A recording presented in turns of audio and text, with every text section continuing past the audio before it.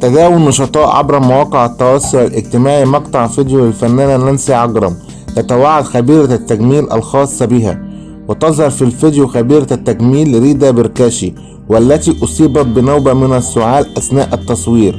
وقررت نانسي عجرم تعاقبها بشكل كوميدي قائلة: ريتا سهلة كمان راح تثيري ترند. وكانت نانسي عجرم قد شاركت جمهورها عبر حسابها الرسمي عبر موقع انستجرام مقطع الفيديو هذا، وقد علقت عليه قائلة: استراحات مريحة مع المجموعة. وأصبح المقطع واحد من الأكثر تداول بسبب مسح نانسي عجرم وتفاعل جمهور نانسي عجرم الذين علقوا على أن انتشار فيروس كورونا كوفيد 19 تسبب في إصابة الجمهور بالذعر. وكانت نانسي عجرم في هذا الفيديو تقوم بتصوير جلسة تصوير جديدة مرتدية ملابس كاجوال أنيقة.